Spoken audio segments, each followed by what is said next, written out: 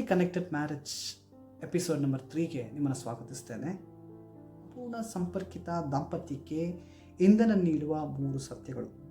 ಸಿಂಪಲಾಗಿ ಹೇಳಬೇಕಂದ್ರೆ 3 ಸತ್ಯಗಳನ್ನು ನೀವು ಅರ್ಥ ಮಾಡ್ಕೊಳ್ಬೇಕು. ಅದನ್ನು ನಂಬುವುದಾದರೆ 3 ಸತ್ಯವನ್ನು ತಿಳ್ಕೊಂಡು ಅದನ್ನು ನೀವು ನಂಬುವುದಾದರೆ ಅದು ಸಂಪೂರ್ಣ ಸಂಪರ್ಕಿತ ದಾಂಪತ್ಯ ಜೀವಿತಕ್ಕೆ ಇಂಧನವಾಗಿ ಕಾರ್ಯ ಮಾಡ್ತದೆ. ಅದರಲ್ಲಿ ಮೊದಲನೇದಾಗಿ ದೇವರು ಒಳ್ಳೆಯವನು ಅನ್ನುವಂಥ ಸತ್ಯವನ್ನು ನೀವು ಅರ್ಥ ಮಾಡ್ಕೊಳ್ಬೇಕು. ಫುಲ್ಲಿ ಕನೆಕ್ಟೆಡ್ ಮ್ಯಾರೇಜ್ ಅನ್ನುವಂತಹ ಒಂದು ಪ್ಲ್ಯಾನ್ ಇದೆ ಯು ವರ್ಷನ್ ಬೈಬಲಲ್ಲಿ. ಅದರಿಂದ ನಾನು ಮಾತಾಡ್ತಿದ್ದೇನೆ. ನೀವು ಸಹ ಡೌನ್ಲೋಡ್ ಮಾಡಿ ಓದಬಹುದು. ಸೊ ಹಾಗಾಗಿ ಡೌನ್ಲೋಡ್ ಮಾಡಿ ಓದಿ ಬಹಳ ನನಗೆ ಸ್ಪರ್ಶಿತವಾಯಿತು. ಭಾಳಷ್ಟು ವಿಷಯಗಳನ್ನ ಕಲಿತ್ಕೊಂಡೆ. ಹಾಗಾಗಿ ಇದನ್ನು ನನ್ನ ಅರ್ಥೈಸುವಿಕೆಯಲ್ಲಿ ಕೆಲವೊಂದು ಪಾಯಿಂಟ್ಗಳನ್ನ ಆ್ಯಡ್ ಮಾಡಿ ನಿಮ್ಮ ಜೊತೆಗೆ ಮಾತನಾಡ್ತಿದ್ದೀನಿ. ಓಕೆ, ಸೊ ನಾನು ಕಳೆದ ಸಂಚಿಕೆಯಲ್ಲಿ ಹೇಳಿದೆ ಸುವಾರ್ತೆಯನ್ನು ತಿಳಿದವರಾಗಿರಬೇಕು ಅಂತ. ನಾನು ಅನೇಕ ಜನರ ಹತ್ರ ಮಾತಾಡಬೇಕಾದ್ರೆ ಹೇಳಿದೆ ದೇವರು ಒಳ್ಳೆಯವರು ಅನ್ನೋದನ್ನ ನಂಬಬೇಕು ಅಂತ. ಎಲ್ಲ ಹೇಳ್ತಾರೆ, ಬ್ರದರ್ 1% ಡೌಟ್ ಇಲ್ಲ, ದೇವರು ಒಳ್ಳೆಯವರೇ, ಅದನ್ನು ನಂಬ್ತೇನೆ. ಆದರೆ ದೇವರು ಪ್ರೀತಿ ಮಾಡ್ತಾನೆ, ದೇವರು ಒಳ್ಳೆಯವನು ನಿಜ.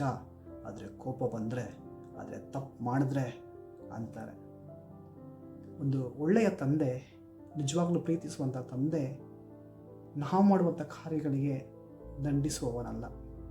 ಅದನ್ನು ನೀವು ಅರ್ಥ ಮಾಡ್ಕೊಳ್ಬೇಕು. ಈ ಆಥರ್ ಬರೀತಾರೆ, ನಾವೆಲ್ಲ ಒಂದು ರೀತಿಯಾದ ಕನ್ನಡಕದಲ್ಲಿ ದೇವರನ್ನ ನೋಡ್ತೇವಂತೆ. ಡಿಸಾರ್ಟೆಡ್ ಲೆನ್ಸ್ ಅಂತ ಹೇಳ್ತಾರೆ ಅವರು. ಆ ಒಂದು ಕನ್ನಡದಿಂದ ನೋಡುವಾಗ ದೇವರ ಸ್ವಭಾವಕ್ಕೆ, ದೇವರ ಗುಣಾತಿಶಯಕ್ಕೆ ಸಂಬಂಧವಿಲ್ಲದ ಒಂದು ದೇವರನ್ನು ನಾವು ನೋಡ್ತೇವೆ ಅಂತ ಹೇಳ್ತಾರೆ ಅವರು. ಸದ್ಯವಾದ ಹೇಳ್ತದೆ, love never keep wrong records. ನಾವು ಮಾಡಿದ ತಪ್ಪುಗಳನ್ನು ಆತನ ಲೆಕ್ಕದಲ್ಲಿ ಇಟ್ಕೊಳ್ಳೋದಿಲ್ಲ ಎಂಬುದಾಗಿ ದೇವರ ವಾಕ್ಯ ಹೇಳ್ತದೆ. ಹಾಗಾದರೆ ಹೇಗೆ 2000 ವರ್ಷಗಳಿಂದ ಮನುಷ್ಯರು ಮಾಡಿದ ಎಲ್ಲ ಪಾಪಗಳನ್ನು ಲೆಕ್ಕಕ್ಕಿಟ್ಕೊಂಡು, ಈಗ ಮಾಡುವಂಥ ಎಲ್ಲ ಪಾಪಗಳನ್ನು ಲೆಕ್ಕಕ್ಕಿಟ್ಕೊಂಡು ತಂದೆ ದೇವರು ಕ್ರಿಸ್ತನ ಮೇಲೆ ಹಾಕಿ ಅವನನ್ನು ದಂಡಿಸಿದನು ಅನ್ನುವಂಥ ವಿಷಯವನ್ನು ನಾವು ನಂಬ್ತೇವೆ. ತಂದೆ ದೇವರು ತನ್ನ ಮಗನನ್ನು ನಮ್ಮ ಪಾಪಗಳಿಗಾಗಿ ದಂಡಿಸಿಲ್ಲ ಅನ್ನೋದನ್ನು ನಂಬಬೇಕು. ತಂದೆ ದೇವರು ಒಳ್ಳೆಯವರು. ಪಾಪದಲ್ಲಿ ಬಿದ್ದು ಹೋದಂಥ ಮನುಷ್ಯನನ್ನು ರಕ್ಷಣೆ ಮಾಡುವುದಕ್ಕಾಗಿ ಯೇಸು ಲೋಕಕ್ಕೆ ಬಂದನು. ಬರುವಾಗ ತಂದೆಯ ಸ್ವರೂಪ, ತಂದೆಯ ಗುಣ, ತಂದೆಯ ಒಂದು ನೇಚರನ್ನು ಆತನು ತೋರಿಸುವುದಕ್ಕಾಗಿ ಬಂದನು. ಸೈತನ ಕಾರ್ಯಗಳನ್ನು ಲಯ ಮಾಡುವುದಕ್ಕಾಗಿ ಬಂದನು. ಆದರೆ ഇരുಳಲ್ಲಿ ಬಿದ್ದು ಹೋದಂಥ ಮನಸ್ಥಿತಿಯಲ್ಲಿದ್ದಂಥ ನಾವು ಆತನನ್ನು ಶಿಕ್ಷಿಸಿದೆವು, ಆತನನ್ನು ಕೊಂದೆವು, ಆತನನ್ನು ಹರಿದೆವು. ಆದರೆ ತಂದೆ ದೇವರು ಆತನೊಂದಿಗಿದ್ದು ನಾವು ಮಾಡಿದ ಎಲ್ಲವುಗಳನ್ನು ಕ್ಷಮಿಸಿ ನಮ್ಮನ್ನು ಯಥಾಸ್ಥಾನಪಡಿಸಿದೆವು. ನಮ್ಮ ಘೋರವಾದಂತಹ ಕ್ರೂರತ್ವವನ್ನು ತೋರಿಸಿದಾಗಲೂ ಸಹ ನಮ್ಮನ್ನು ಅಪ್ಪಿ ಪ್ರೀತಿಸಿದಂತಹ ಒಳ್ಳೆಯ ತಂದೆಯೇ ನಮ್ಮ ತಂದೆಯಾಗಿದ್ದಾನೆ. ಅದನ್ನು ನೀವು ನಂಬಬೇಕು. ಅದು ಬಹಳ ಮುಖ್ಯ. ಯಾಕೆಂದರೆ ನಾವು ದೇವರು ಒಳ್ಳೆಯವರು ಆದರೆ ಅಂತ ನಾವು ಮಾತಾಡೋದಾದರೆ ಎಲ್ಲೋ ಒಂದು ಕಡೆ ಆಳವಾದಂತಹ ಮನಸ್ಸಿನಲ್ಲಿ ದೇವರ ಕುರಿತಾದಂಥ ಸರಿಯಾದಂಥ ಅರ್ಥೈಸುವಿಕೆ ನಮಗಿಲ್ಲ ಅನ್ನುವಂಥದ್ದೇ ಸತ್ಯ. ಯಾಕೆ ಈ ಆಥರ್ ಹೀಗೆ ಹೇಳ್ತಾರೆ ಅಂದರೆ, ಯಾವಾಗ ನಾವು ದೇವರನ್ನು ಒಳ್ಳೆಯವರು ಅಂತ ನಂಬೋದಿಲ್ಲ, ನಮ್ಮ ಸ್ಪೌಸನ್ನು, ನಮ್ಮ ಸಂಗಾತಿಯನ್ನು ಒಳ್ಳೆಯವರು ಅಂತ ನಾವು ನಂಬಲಿಕ್ಕೆ ಸಾಧ್ಯ ಇಲ್ಲ. When you're not believed God is good, you cannot believe your spouse is good. That is why this is the foundation. You have to believe God is good.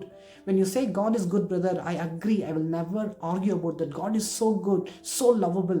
But when you sin, when you do some mistakes, and then you will see the God's angry face. That means you're not understood, or you're not really, you're believing something wrong, deep emotions and deep inside the soul. In your subconscious, you have a wrong understanding about God.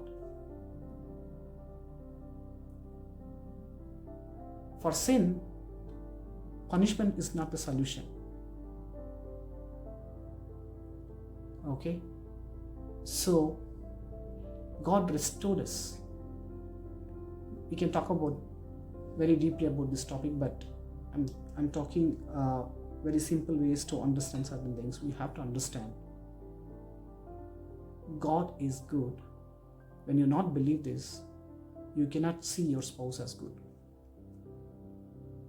When you believe God the Father punished Jesus for our sins, you will also in your family, if you get angry, the place you feel like to hit your wife, but you can't, you will hit your child. You feel like many times wives, you want to shout and yell at the husband, but you fear and you don't have that much of strength, so you yell at your baby because you believe somebody should take the punishment for the mistake. Yeah. Now, how you say this, I want to know more about this. If you say like that, comment me. I will talk in a different episode about this. So first thing, we have to understand God is good. There is a scriptures you have to you can meditate some scripture regarding this. Psalms 34:8, Psalms 107:1, Psalms 119 and 68, Genesis 1:31, Genesis 2:18, those kind of scriptures. ದೇವರು ಒಳ್ಳೆಯವನು ಅನ್ನುವಂತಹ ವಾಕ್ಯ ಭಾಗಗಳನ್ನು ಧ್ಯಾನ ಮಾಡಿ, ದೇವರು ಒಳ್ಳೆಯವನಾಗಿದ್ದಾನೆ, ದೇವರು ಪ್ರೀತಿಯಾಗಿದ್ದಾನೆ ನಂಬ್ರಿ. ಅದನ್ನು ನಂಬುವಾಗಲೇ ನಿಮ್ಮ ಸಂಗಾತಿಯು ಸಹ ಒಳ್ಳೆಯವರು ಅನ್ನೋದನ್ನು ನಂಬ್ತೀರ. ಎರಡನೇದಾಗಿ, ಕ್ರಿಸ್ತನಲ್ಲಿ ನಿಮ್ಮ ಸಂಗಾತಿ ಒಳ್ಳೆಯವರಾಗಿದ್ದಾರೆ. In Christ your spouse is good. You have to believe that. That's the fundamental truth. You and I are made in the image of God. ನಾವು ಕ್ರಿಸ್ತನ ಸ್ವರೂಪದಲ್ಲಿ ಸೃಷ್ಟಿ ಮಾಡಲ್ಪಟ್ಟವರು. ಎಫೆಸದವರಿಗೆ ಬರೆದ ಪತ್ರಿಕೆ 2ನೇ ಅಧ್ಯಾಯ 10ನೇ ವಾಕ್ಯದಲ್ಲಿ ದೇವರ ವಾಕ್ಯ ಹೀಗೆ ಹೇಳ್ತದೆ, ವಿ ಆರ್ ಗಾಡ್ಸ್ ವರ್ಕ್ಮ್ಯಾನ್ಶಿಪ್. ದೇವರ ಕೈಕೆಲಸವಾಗಿದ್ದೇವೆ. ನಿಮ್ಮ ಸಂಗಾತಿ ದೇವರ ಕೈಕೆಲಸವಾಗಿದ್ದಾರೆ.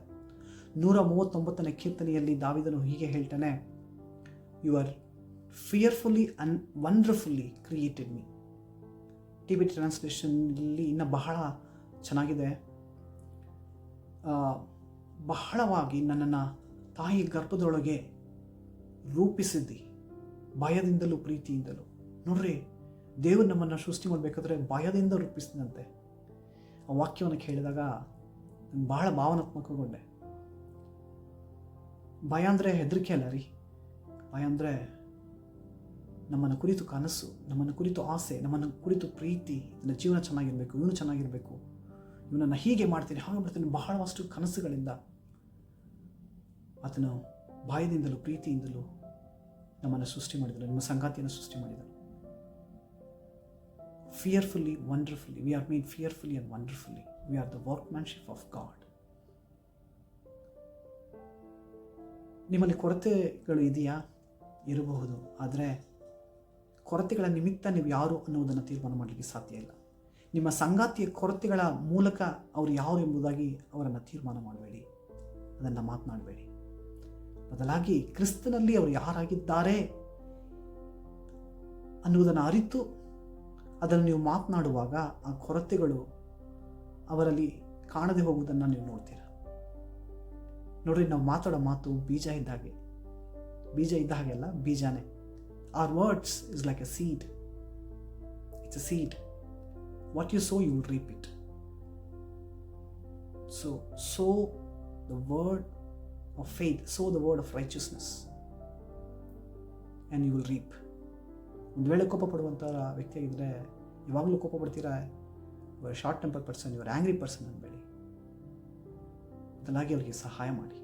ಒಬ್ಬರು ಕೋಪ ಪಡ್ತಾರಂದರೆ ಎಲ್ಲೋ ಆಳವಾದಂಥ ಗಾಯದಲ್ಲಿದ್ದಾರೆ, ಯಾವುದೋ ಪ್ರೆಷರಲ್ಲಿದ್ದಾರೆ, ಯಾವುದೋ ನೋವಿದೆ, ಯಾವುದೋ ಸಮಸ್ಯೆ ಇದೆ ಅನ್ನೋದನ್ನು ಅರ್ಥ ಮಾಡಿ ಅದನ್ನು ಸಹಾಯ ಮಾಡೋದಕ್ಕೆ ನೋಡಿ. ನಂಬ್ರಿ, ಅವರ ಕೃತ್ಯಗಳ ನಿಮಿತ್ತ ಅವರ ಗುರುತನ್ನು ಬದಲಾಯಿಸಬೇಡಿ. ಅವರ ಗುರುತಿನ ನಿಮಿತ್ತ ಅವರ ಕೃತ್ಯಗಳನ್ನು ನಾವು ಬದಲಾಯಿಸಬಹುದು. ಕ್ರಿಸ್ತನಲ್ಲಿ ನಾವು ನೀತಿವಂತರಾಗಿದ್ದೇವೆ, ಅದನ್ನು ನಮ್ಮ ಗುರುತು. ಅದನ್ನು ನಾವು ಅವರ ಮೇಲೆ ಮಾತನಾಡುವಾಗ ಅವರಲ್ಲಿರುವಂಥ ಕೊರತೆಗಳು ಇಲ್ಲದೆ ಹೋಗುವುದನ್ನು ನೀವು ನೋಡ್ತೀರ. In Christ we are righteousness of god.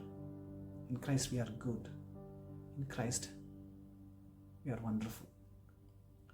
So based on the actions, don't identify the person. Based on the identification, you can change the person's character and behavior. So see your spouse as God sees you. ದೇವರು ನೋಡುವ ರೀತಿಯಲ್ಲಿ ನಿಮ್ಮ ಸಂಗಾತಿಯನ್ನು ನೋಡ್ರಿ, ಅದನ್ನು ನಂಬ್ರಿ. ಆಮೇಲೆ so ಮೂರನೇದಾಗಿ, ಇನ್ Christ your marriage is good. ಕ್ರಿಸ್ತನಲ್ಲಿ ನಿಮ್ಮ ವಿವಾಹ ಒಳ್ಳೆಯದು. ನಿಮ್ಮ ಮದುವೆ, ನಿಮ್ಮ ದಾಂಪತ್ಯ, ನಿಮ್ಮ ವಿವಾಹ ಜೀವಿತ ಒಳ್ಳೆಯದು. ನೋಡ್ರಿ, ಮ್ಯಾರೇಜ್ ಅನ್ನೋದು God design. See, marriage is a God's design, God's heart. I told you in the first episode, when God created heaven and earth, And God wants to bring heaven on earth. God didn't create the church, He created the family. ದೇವರು ಆಕಾಶ ಭೂಮಿಯನ್ನು ಸೃಷ್ಟಿ ಮಾಡಿ ದೇವರು ಪರಲೋಕವನ್ನು ಭೂಲೋಕಕ್ಕೆ ತರಲು ಆತನು ಮಾಡಿದಂಥ ಕಾರ್ಯ ಸಭೆಯಲ್ಲ, ಬದಲಾಗಿ ಕುಟುಂಬ. ಹಾಗಾಗಿ ಕುಟುಂಬ ಅನ್ನೋದು ದೇವರ ಹೃದಯ, ಮದುವೆ ಅನ್ನೋದು ದೇವರ ಹೃದಯ. ಮದುವೆ ಒಳ್ಳೆಯದು ಅಂತ ನಂಬ್ರಿ. ಅಯ್ಯೋ ಮದುವೆ ಸರಿ ಇಲ್ಲ ಬ್ರದರ್, ಮದುವೆ ಬೇಡ ಬ್ರದರ್, ಮದುವೆ ನರಕ ಬ್ರದರ್, ಅಲ್ಲ, ಮದುವೆ ಒಳ್ಳೆಯದು. ಕೆಲವರು ನೋಡಿ ಮದುವೆ ಆಗೋಕ್ಕೆ ಮುಂಚೆ ಲವ್ ಮಾಡ್ತಾ ಇರ್ತಾರೆ ಅಥವಾ ಡೇಟ್ ಮಾಡ್ತಾ ಇರ್ತಾರೆ. ಮದುವೆ ಆದ ತಕ್ಷಣ ಅಯ್ಯೋ ಇವರೇನು ಹಿಂಗಾಗೋದ್ರು, ಸರಿ ಇಲ್ಲ, ಇವಳು ಸರಿ ಇಲ್ಲ ಅಂತ ಹೇಳ್ತಾರೆ. ಅದಕ್ಕೆ ಬದಲು ಕ್ರಿಸ್ತನವ್ರನ್ನ ನೋಡುವಂತಹ ರೀತಿಯಲ್ಲಿ ಅವರನ್ನು ನೋಡ್ರಿ. ಅದನ್ನ ಮೇಲೆ ಪಾಯಿಂಟ್ ನಾನು ಮಾತನಾಡಿದೆ.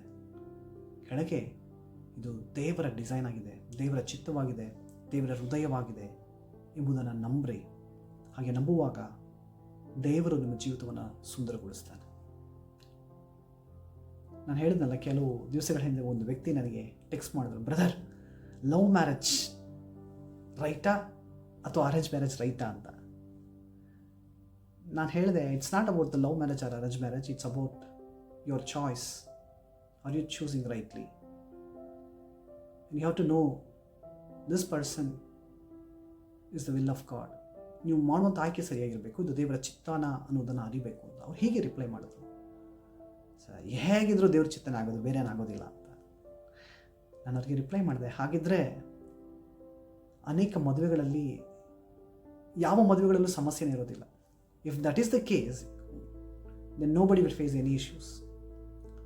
But because of our wrong choices, because of our foolish decisions, we may suffer in the marriage. But marriage is good because of our wrong choices.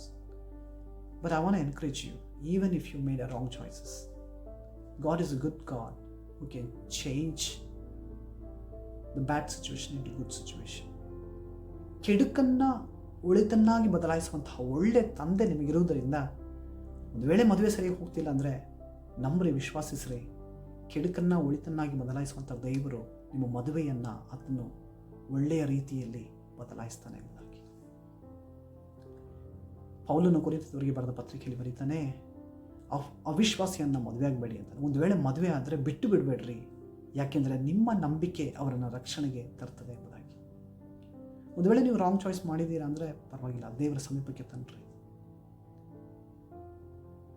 ಕ್ರಮವಿಲ್ಲದೆ ಬರಿದಾಗಿದ್ದಂತಹ ಭೂಮಿಯ ಮೇಲೆ ಪವಿತ್ರಾತ್ಮನು ಚಲಿಸಿದಾಗ ವಾಕ್ಯ ಮಾತನ್ನು ಆತನೊಂದಿಗೆ ಸೇರಿ ತಂದೆ, ಮಗ, ಪರಿಶುದ್ಧಾತ್ಮರು ಭೂಮಿಯನ್ನು ಸುಂದರವಾಗಿ ಸೃಷ್ಟಿ ಮಾಡಿದರು. ಅದೇ ತಂದೆ, ಮಗ, ಪವಿತ್ರಾತ್ಮನ ಪ್ರಸನ್ನತೆ ಇಂದಿಗೂ ಸಹ ನಿಮ್ಮ ಕುಟುಂಬದಲ್ಲಿ ಚಲಿಸ್ತಾ ಇದೆ. ಕೇಳ್ರಿ, ದೇವರೇ ನನ್ನ ಕುಟುಂಬ ಬರಿದಾಗಿದೆ, ಕ್ರಮವಿಲ್ಲದೆ ಬರಿದಾಗಿದೆ, ಶೂನ್ಯವಾಗಿದೆ, ಕತ್ತಲಾಗಿದೆ, ಯಾವುದು ಸಹ ಸುಂದರವಿಲ್ಲ, ನನಗೆ ಸಾಕಾಗ್ಬಿಟ್ಟಿದೆ, ಆದರೆ ನಾನು ನಿಮ್ಮ ಕೈಗೆ ಒಪ್ಪಿಸ್ಕೊಡ್ತೇನೆ. ಕ್ರಮವಿಲ್ಲದೆ ಬರಿದಾಗಿದ್ದಂಥ ಭೂಮಿಯನ್ನು ಸುಂದರವಾಗಿ ಮಾಡ್ತಂಥ ದೇವರು ನನ್ನ ಮದುವೆಯನ್ನು ಸಹ ಆ ರೀತಿಯಾಗಿ ಮಾಡಲು ಶಕ್ತಿ ಉಳ್ಳವನು, ಶಕ್ತನು. ಅದೇ ನಿನ್ನ ಚಿತ್ತವಾಗಿದೆ, ಅದನ್ನು ನಂಬ್ತೇನೆ, ಅದಕ್ಕೆ ನಾನು ಒಪ್ಪಿಸ್ಕೊಡ್ತೇನೆ ಅಂತ ಹೇಳಿ ಖಂಡಿತವಾಗೂ ನಿಮ್ಮ ಮದುವೆ ಜೀವಿತವನ್ನು ಅದನ್ನು ಸುಂದರವಾಗಿ ಬದಲಾಯಿಸ್ತಾನೆ. 2 ನಿಮಿಷ ನಿಮಗೋಸ್ಕರ ಪ್ರಾರ್ಥಿಸ್ತಾನೆ. ತಂದೆ, ಮಗ, ಪವಿತ್ರಾತ್ಮರೇ, ಮದುವೆ ಅನ್ನುವಂಥದ್ದು ನಿಮ್ಮ ಚಿತ್ತ. ನೀವು ಕುಟುಂಬವಾಗಿದ್ದೀರಿ, ಹಾಗಾಗಿ ನಿಮ್ಮನ್ನು ಕುಟುಂಬವಾಗಿ ಸೃಷ್ಟಿ ಮಾಡಿದ್ದೀರಿ.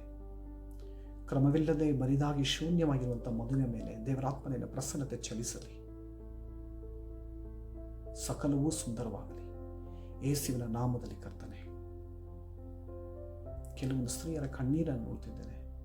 ನಿಮ್ಮ ಬಯಕೆಗಳು, ನಿಮ್ಮ ಆಶೆಗಳಿಗೆ ಬೆಲೆ ಕೊಡದಂತೆ ಇದ್ದಾನೆ ಎಂಬುದಾಗಿ ನೀವು ಅಳ್ತಿದ್ದೀರಾ. ಆದರೆ ಅವರೊಂದಿಗೆ ನೀವು ಕೂತು ಮಾತನಾಡಬಹುದು.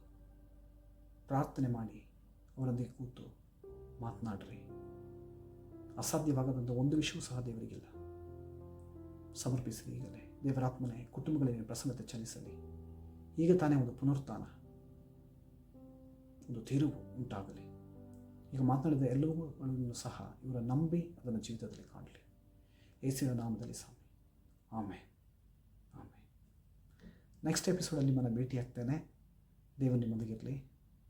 ದೇವರು ನಿಮ್ಮನ್ನು ಆಶೀರ್ವದಿಸಲಿ. ಆಮೇನ್.